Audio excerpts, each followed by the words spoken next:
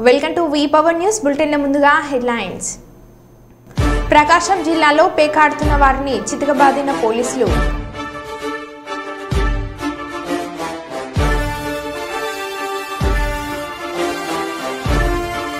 బాల కార్మికుల నిర్మూలనకు ప్రత్యేక శ్రద్ధ తీసుకోండి. నంద్యాల జిల్లా కలెక్టర్ రాజకుమారి.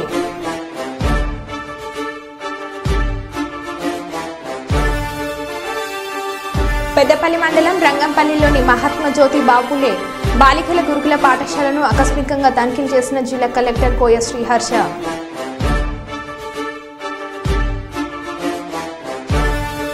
రాగిచెంబులో బంగారు ఉంగరం మాయం, దొంగ బాబాలకు దేహశుద్ధి.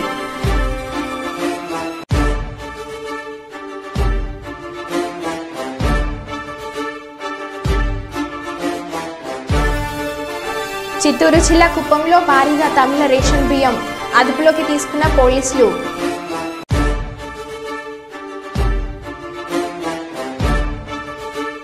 మందమరి మున్సిపాలిటీలో ఉన్న సమస్యలను వెంటనే పరిష్కరించాలని బీఆర్ఎస్ నాయకుల ర్యాలీ. ఇక వివరాల్లోకి వెళ్తే, వికారాబాద్ జిల్లా పగిరి మండల పరిధిలోని నాస్కర్ గ్రామంలో ఒక ఫాస్ట్ ఫుడ్ సెంటర్లో దొంగ సాధువులు భోజనం చేసి యజమానికి టోకరా వేశారు. నీవు సమస్యలే ఉన్నావని, మంచి జరగాలంటే రాగి చెంపులో చేతికి ఉన్న ఉంగరం వేయమని చెప్పగా యజమాని అలాగే చేశాడు. యజమానిని ఇంట్లోకి పంపించి వచ్చేసరికి రాగి చెంపుకు తెల్లబట్ట చుట్టాడు. రేపు ఉదయం వరకు చెంబు తెరవద్దని తెలపడంతో అనుమానం వచ్చి యజమాని చెంబు తెరిచి చూడగా అందులో రాయి ఉంది.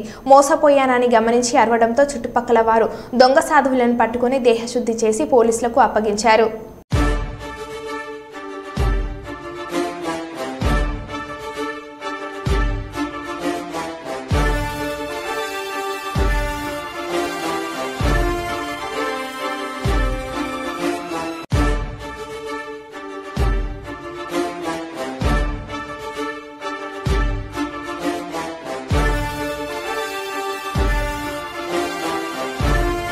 ఏలూరులో రైతులకు ధాన్యం బకాయిల చెక్కుల పంపిణీ కార్యక్రమంలో పాల్గొన్న మంత్రి నాదెండ్ల మనోహర్, ఎమ్మెల్యేలు, అధికారులు 1674 కోట్ల ధాన్యం బకాయిలు రైతులకు అందజేత. చంద్రబాబు ఆదేశాలతో గత నెలలో 1000 కోట్లు, నేడు మరో 674 కోట్లు విడుదల. ఎన్ని ఆర్థిక కష్టాలున్నా రైతు శ్రేయస్సే ముఖ్యమని తలచిన చంద్రబాబు 85,000 మంది రైతులకు లబ్ధి చేకూరేలా 1674 కోట్లు విడుదల చేశారు. రెడ్డి రవికుమార్ గారు కృష్ణాయపాలెం, అలాగే గారపాటి ప్రభుదాస్ గారు కృష్ణాయపాలెం, కాకర్ల సాయిబాబు గారు కృష్ణాయపాలెం, పుట్టా గణేష్ గారు కృష్ణాయపాలెం, గజ్జెవరపు సూర్యప్రకాష్ గారు కృష్ణాయపాలెం, గరిగబాటి రవితేజి గారు కృష్ణాయపాలెం. వీళ్ళ వరకు వేదిక మీదకి ఇటు పక్కకు వచ్చి నుంచోవాలండి. వెస్ట్ గోదావరి నుంచి వచ్చిన వాళ్ళు. అక్కడ చెక్కు తీసుకున్న వాళ్ళు అటు పక్క నుంచి దిగిపోండి దయచేసి. అక్కడ చెక్కు తీసుకున్న వాళ్ళు అటు పక్క నుంచి దిగండి.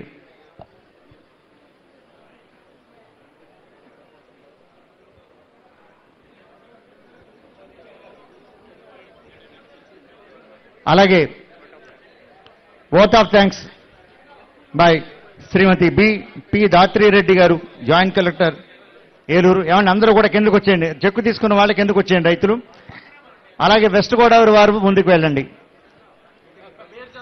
సార్ బాబు అటు తప్పుకోండి. ఇక్కడ వెస్ట్ గోదావరి రెడ్డి ప్రసాద్ గారు కృష్ణాయపాలెం, అలాగే విజయరామరాజు గారు జున్నూరు గ్రామం,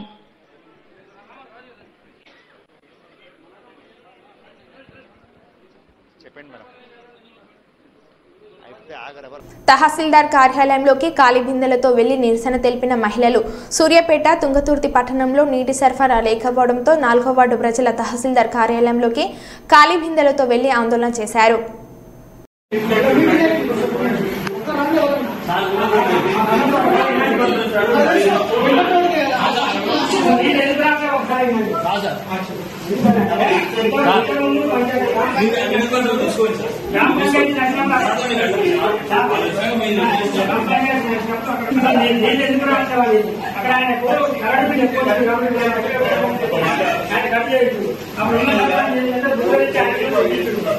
అంతకుముందు మంచిగానే వచ్చింది. అది కమిటీ కాబట్టి దాని సమస్య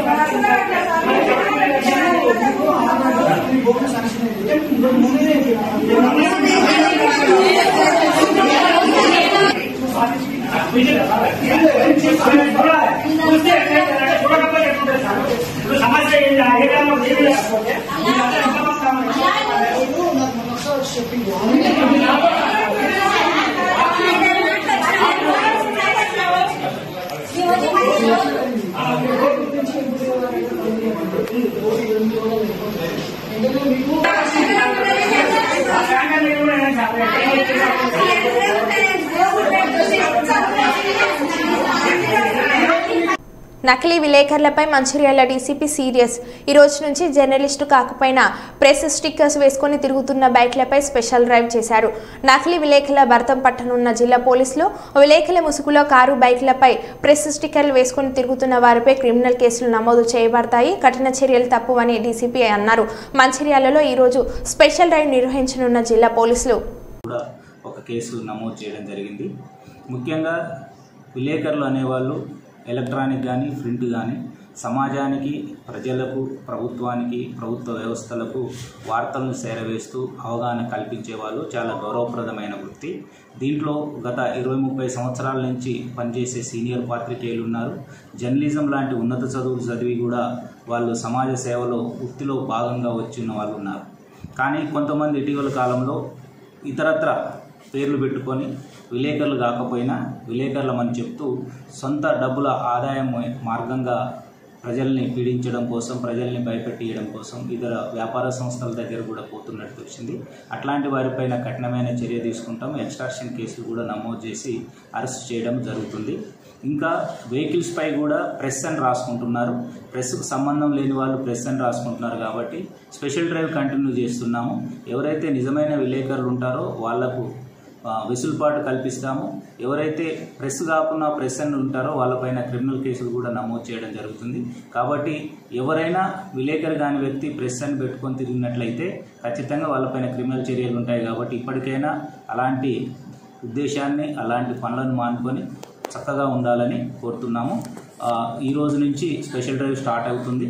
దాని ప్రకారము క్రిమినల్ చర్యలు తీసుకోవడం జరుగుతుంది. రామచంద్రపురం ప్రభుత్వ పాలిటెక్నిక్ కళాశాల సమస్యలు పరిష్కరించాలని, ప్రత్యామ్నాయం చూపించకుండా పాలిటెక్నిక్ కాలేజీని తొలగించాలని నిర్ణయం సరైంది కాదని పాలిటెక్నిక్ కళాశాల భవనాన్ని వెంటనే పూర్తి కోరుతూ పీడీఎస్యూ ఆధ్వర్యంలో ఆర్డీఓ కార్యాలయం వద్ద ధర్నా చేశారు. పీడీఎస్యూ రాష్ట్ర సహాయ కార్యదర్శి బి సిద్ధు మాట్లాడుతూ రామచంద్రపురం ప్రభుత్వ పాలిటెక్నిక్ కళాశాల 2014లో కృతివెంటి పంతులు ఎండోన్మెంట్ భవనంలో క్లాసులు ప్రారంభించారని, ఆనాడు సుమారు 400 మంది విద్యార్థులు ఉండేవారని, ఈ గవర్నమెంట్ కాలేజీలో సౌకర్యాలు లేక ఏఐటీసీ నిబంధన ప్రకారం లేక సీట్లు తొలగించుకున్నారని, క్రమేపీ సీట్లు తగ్గుతూ వస్తున్నాయని, ఇప్పుడు 120 మంది విద్యార్థులు ఉన్నారని, కనీసం త్రాగడానికి కూడా వాటర్ లేదని ఎద్దేవా చేశారు. పాలిటెక్నిక్ కళాశాలలో ఇప్పుడు 120 సీట్లు ఉన్నాయని, సరైన సౌకర్యాలు, తరగతి గదులు, మరుగుదొడ్లు, తాగడానికి వాటర్ లేక, బోధన అధ్యాపకులు లేక తీవ్ర ఇబ్బందులు పడుతున్నారని అన్నారు. లేకుండా పాలిటెక్నిక్ కాలేజ్ తొలగించడాన్ని, లెక్చరర్ పోస్టులను, పాలిటెక్నిక్ కాలేజీలో లెక్చరర్ పోస్టులను, అనే సౌకర్యాలను సొంత భవనాన్ని పాలిటెక్నిక్ కాలేజీ సొంత భవనాన్ని పూర్తి చేయాలి. తక్షణమే సొంత భవనాన్ని పరిష్కరించాలి. పాలిటెక్నిక్ కాలేజీ విద్యార్థుల సమస్యలను జిందాబాద్ జిందాబాద్ జిందాబాద్ జిందాబాద్ విద్యార్థుల ఐక్యత విద్యార్థుల ఐక్యత విద్యార్థుల ఐక్యత విద్యార్థి సంఘాల ఐక్యత జిందాబాద్ జిందాబాద్ ప్రత్యామ్నాయం లేకుండా పాలిటెక్నిక్ కాలేజ్ తొలగించడాన్ని ప్రత్యామ్నాయం లేకుండా పాలిటెక్నిక్ కాలేజ్ తొలగించడాన్ని టీఆర్ఎస్ ప్రభుత్వం అధికారంలో ఉన్నప్పుడు అందరికీ ముందుగా గుర్తొచ్చే మండలం కేసముద్రం మండలం. దేనికైనా కేసముద్రం మండలం కేంద్ర బిందువుగా బీఆర్ఎస్ పాలనలో సాగింది. బీఆర్ఎస్ పార్టీకి ఎమ్మెల్యేకు తామే అని చెప్పిన నవరత్నాలు నేడు పార్టీ జెండాను పట్టుకోవడానికి భయపడుతున్నారని ఆ పార్టీ నేతలే చెబుతున్నారు. ఈ నవరత్నాలలో కొంతమంది ఇప్పటికే పార్టీ మారితే మరికొంతమంది ఇప్పుడు అండర్ గ్రౌండ్లో ఉన్నారని చర్చ మండలంలో జరుగుతుంది. ఒక 3 నేతలైతే ఆ మండలంలో వీళ్ళు వాళ్ళు అనేది చూడకుండా సొంత పార్టీ నేతలను కూడా భయపెట్టి ఇచ్చారని ఆరోపణలు ఉన్నాయి.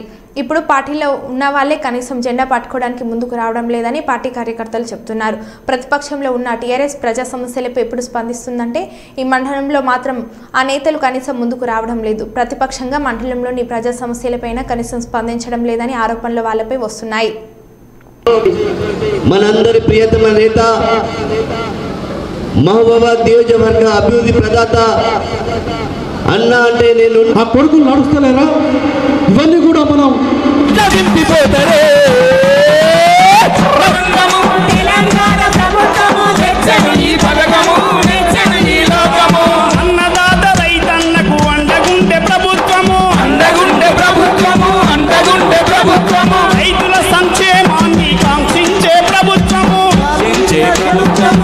కమిటీ చైర్పర్సన్ నీలం సుహాసిని, మనమందరూ భోజన గారిని, పోలిపల్లి నెహ్రెడ్డి గారిని, మర్రి నారాయణరావు గారిని, తామరకొండ ప్రవీణ్ గారిని, రావుల నవీన్ రెడ్డి వాళ్ళ అవసరాలు వాళ్ళ ద్వారా తీర్చాలని ఆ రోజు ధన్యవాదాలు, కృతజ్ఞతలు. మీకు జీవితాంతం రుణపడి ఉంటా. మీ ప్రేమ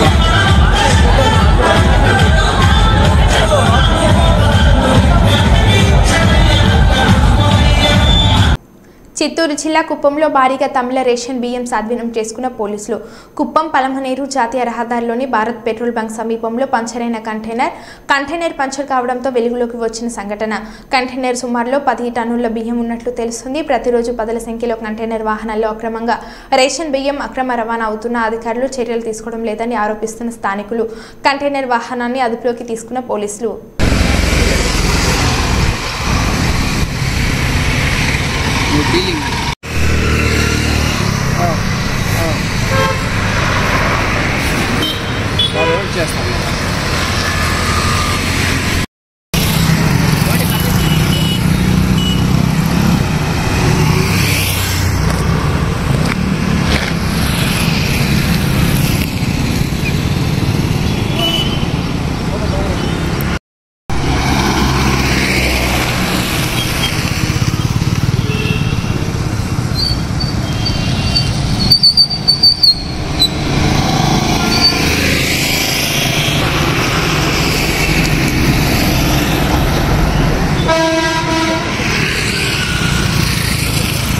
జాతీయ పక్షిని చంపడం చట్టరీత్యా నేరం. అయితే ఓ యూట్యూబర్ ఏకంగా ట్రెడిషనల్ పికాక్ కర్రీ రెసిపీ అంటూ తన యూట్యూబ్ ఛానల్లో పోస్టు చేశాడు.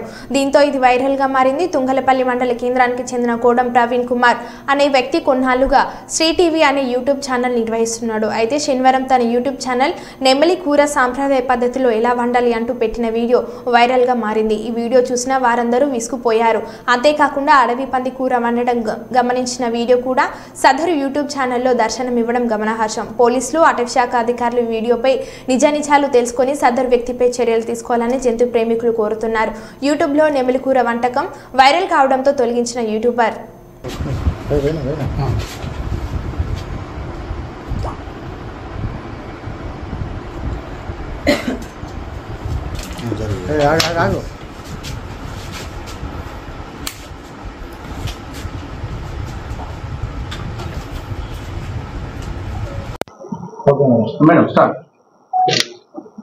ఈరోజు మాకు సమాచారం మేరకు మేము కొండం ప్రణయ్ కుమార్ సన్నప్ జనార్దన్ విలేజ్ ఏమో తంగళ్ళపల్లి.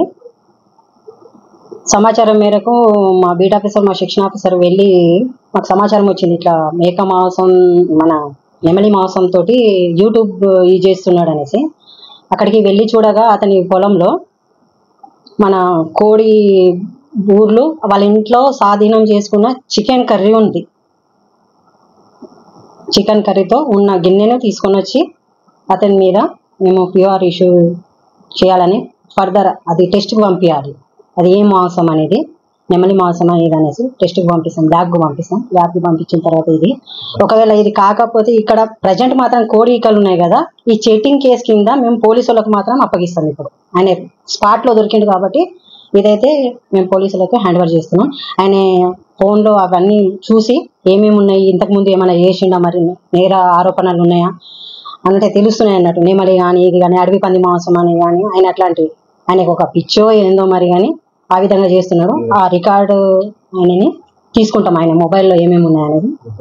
యూట్యూబ్ ఛానల్ క్యాన్సిల్ చేపిస్తాం అతన్ని. వివర్ కోసం చేస్తున్నాడు కానీ అట్లాంటివి నేషనల్ బర్డ్ కదా మనది, నెమలి జాతీయ పక్షి కదా, అందుకనేసి ఆయన దేని గురించి అట్లా చేస్తున్నాడని ఆయన విచారించి ఫర్దర్ కేసు మనం ఇది చేస్తాం. తర్వాత మీకు అధికారి ఇది రిపోర్ట్ ఇస్తాం. థ్యాంక్ యూ అండి. ఎందుకు రిమూవ్ చేస్తున్నాడు కదా మేడం, అసలు యూట్యూబ్ లో నుంచి వీడియోలో రిమూవ్ చేయవలసి వచ్చింది, ఎందుకు చేశాడు అడిగారు? భయపడి కేసు అవుతుంది అనేసి భయపడి చేశాడు అని అంటున్నారు. అవి ఒకవేళ ఇది ఉంటే మాత్రం మనం తీసుకోవచ్చు, యూట్యూబ్ ఇది చేసిన తర్వాత కూడా మనం అప్లోడ్ ఇది చేసి మనం ఫర్దర్ దాని మీద ఇది చేయొచ్చు కదా. ఎంతవరకు ఆయన నిజం చెప్తున్నాడు అబద్ధం చెప్తున్నాడు అనేది మనకు తెలుస్తుంది. థ్యాంక్ యూ అండి. చికెన్ కర్రీ అన్నారు, chicken curry pickup curry, chicken కర్రీలా చూసిన మట్టుకు తెలిసిన మట్టికి చికెన్ కర్రీ పెట్టింది మాత్రం నెమలి మాంసం కూర ఏ విధంగా చేయాలనేది అని పెట్టుకున్నాడు. జాతీయ పక్షిని పేరు వాడుకోవడం కూడా వచ్చే నేరం కిందికి వస్తుంది, చీటింగ్ కేసు కిందికి వస్తుంది. అవును, ఎస్ అండి. చెప్పండి. ఇది మనం చీటింగ్ కేసు కింద కోడి మాంసంని నెమలి మాంసం అని అన్నారు కదా, అందుకనేసి పోలీసులకు అప్పగిస్తున్నాం. ఇది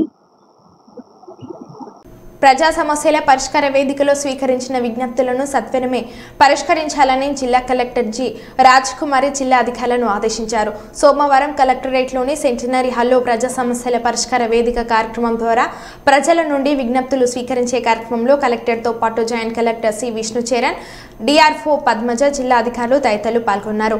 అలాగే స్వతంత్ర సమరయోధులకు, ప్రజాప్రతినిధులకు, అధికారులు, అవార్డుదారులకు ప్రత్యేకంగా సిట్టింగ్ అరేంజ్మెంట్ చేయాలని ఆర్డీఓను ఆదేశించారు. శకటాల ప్రదర్శన ప్రోటోకాల్ ప్రకారం అర్థవంతంగా ఉండాలని అధికారులకు సూచించారు. ఎగ్జిబిషన్ స్టాళ్లను ఆర్డీఓ కోఆర్డినేట్ చూసుకోవాలని, యూనిఫామ్ సైజులో ఉండాలని కలెక్టర్ ఆదేశించారు. సాంస్కృతిక కార్యక్రమాల్లో దేశభక్తి ఉట్టిపడేలా నృత్య గీతాలాపన ఉండాలని డీఓని ఆదేశించారు. ఆహ్వాన పత్రికలను కూడా మంగళవారం సాయంత్రంలోగా పంపిణీ చేసేలా ఆర్డీఓలు, ఎంపీడీఓలు చర్యలు తీసుకోవాలని కలెక్టర్ ఆదేశించారు.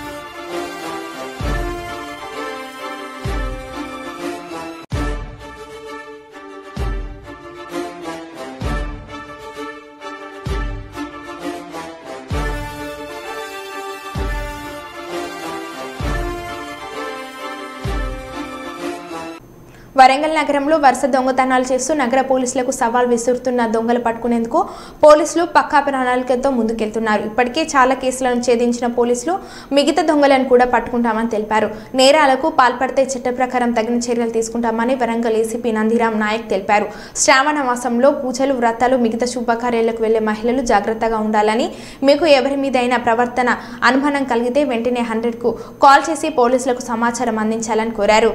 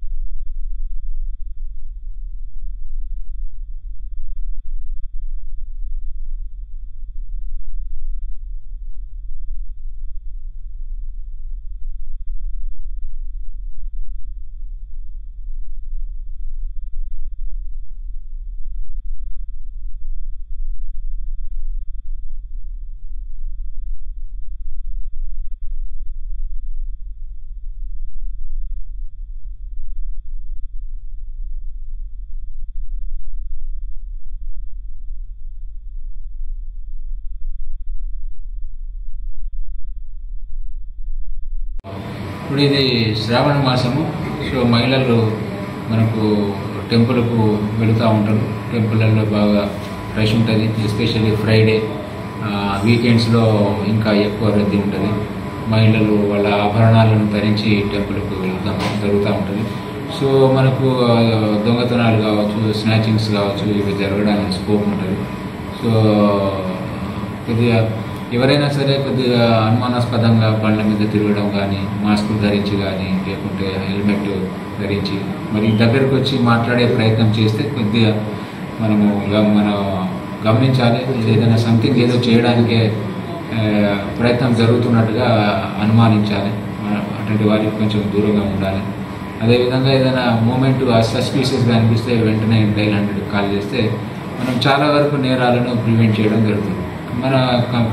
మన పోలీస్ బ్లూ కోట్ ప్రతి పోలీస్ స్టేషన్ పరిధిలో 4 బ్లూ కోట్స్ ఎప్పుడు 24/7 తిరుగుతూనే ఉంటారు. మన కాలనీలలో తిరుగుతూ ఉంటారు, టెంపుల్లలో తిరుగుతూ ఉంటారు. మీకు అందరికి అందుబాటులో ఉంటారు. సో మీరు చేయాల్సింది అనుమానం ఇంకా వస్తే వెంటనే డైల్ 100 కాల్ చేస్తే వెంటనే మా వాళ్ళు రష్ అవుతారు. వాళ్ళను పట్టుకొని విచారించడం కూడా జరుగుతుంది. సో ఇదే రకంగా ఈ మధ్య చిన్న 2 ఆఫెన్సులు 2-3 ఆఫెన్సులు అయినాయి. 2 చైన్ స్నాచింగ్స్ కూడా అయినాయి. దాంట్లో ఒకటి మట్టవాడది డిటెక్ట్ అయింది. ఇది జరిగింది. మేము ఎఫర్ట్స్ చేస్తున్నాము. మిల్స్ కాలనీ ఏరియాలో కూడా ఒక వైన్ షాపు, 2 బుక్ స్టాల్లో కూడా అయింది. అది కూడా మాకు క్లూస్ ఉన్నాయి. అతి త్వరలోనే పట్టుకోవడం జరుగుతుంది. సో అదేవిధంగా మా రిక్వెస్ట్ ఏంటంటే, మా పోలీసు వారి విజ్ఞప్తి ఏంటంటే, అందరూ ప్రతి ఒక్కరు కూడా సీసీ కెమెరాలు పెట్టుకుంటే ఎంతో ఉపయోగం. ఎందుకంటే ఏదైనా అయినా కూడా మనకు వెంటనే నేరస్తులను పట్టుకోవడానికి సీసీ కెమెరాలు ఎంతగానో ఉపయోగపడతాయి. సో కాలనీలలో కూడా ఖచ్చితంగా కాలనీ ప్రతి road entry exit roots cover అయ్యే విధంగా సీసీ కెమెరాలు పెట్టుకుంటే మనకు ఏదైనా అయినా కూడా వెంటనే సీసీ కెమెరాల ద్వారా నేరస్తులను గుర్తించి పట్టుకోవడానికి ఎంతో ఉపయోగపడతాయి. సో దయచేసి అందరూ కొద్దిగా సీసీ కెమెరాలు పెట్టుకొని మరి పోలీసు వారికి సహకరిస్తే బాగుంటుంది. ములుగు జిల్లా మంగపేట మండలం బాలన్నగూడెం గ్రామ పంచాయతీ పరిధిలోని నీలాద్రిపేటకు చెందిన గొర్రె రాజ నర్సయ్య, గొర్రె నర్సక్క దంపతులు తమ కుమార్తె అయిన స్వప్నను అదే గ్రామానికి చెందిన గాంధర్ల మల్లేష్కి ఇచ్చి సుమారు 10 ఏళ్ల క్రితం వివాహం చేశారు. కాగా గాంధర్ల మల్లేష్ సుమారు 4 ఏళ్ల క్రితం అదే గ్రామానికి చెందిన మరో మహిళను వివాహం చేసుకోవడంతో స్వప్న పుట్టింటికి వచ్చేసింది. అప్పటి నుండి తల్లిదండ్రుల వద్దనే ఉంటుంది. ఈ క్రమంలో గాంధర్ల మల్లేష్ రాత్రి విపరీతంగా మద్యం సేవించి మద్యం మత్తులో అత్తమామలైన గొర్రె నర్సయ్య, గొర్రె నర్సక్క పై కర్రతో దాడి చేసి విచక్షణ రహితంగా కొట్టాడు. దీంతో తీవ్రంగా గాయాలు పడైన వారిద్దరిని ఆసుపత్రికి తరలించగా 52 సంవత్సరాల గొర్రె నర్సయ్య అక్కడికక్కడే మృతి చెందగా ఆసుపత్రిలో చికిత్స పొందుతున్న గొర్రె నర్సక్క పరిస్థితి విషమంగా ఉంది. సమాచారం తెలుసుకున్న మంగపేట ఎస్ఐ సంఘటన స్థలాన్ని పరిశీలించి మృతుడి బంధువులు ఇచ్చిన ఫిర్యాదు మేరకు కేసు నమోదు చేసుకుని దర్యాప్తు చేస్తున్నారు. మిమ్మల్ని చంపితే కానీ నా భార్య నా ఇంటికి వస్తాను అని కోపంతో ఆ పక్కనే ఉన్న బండి ఉన్నటువంటి గొయ్యితోని నర్సయ్య తల మీద బలంగా కొట్టిండు. అదేవిధంగా నర్సమ్మ అడ్డురాగా నిన్ను కూడా చంపుతా అని చెప్పి ఆమెను కూడా కొట్టడం జరిగింది. నర్సయ్యను నిన్న అదే రాత్రి హాస్పిటల్ తీసుకున్న క్రమంలో జంగాలపల్లి దగ్గరికి రాగానే అతను మరణించడం జరిగింది. నర్సమ్మను ఎంజిఎం హాస్పిటల్ తీసుకెళ్ళారు. ఆమె ట్రీట్మెంట్ తీసుకుంటుంది. ఆమె కండిషన్ కూడా సీరియస్గానే ఉంది. మరో బులెటిన్లో మళ్ళీ కలుద్దాం. Stay tune.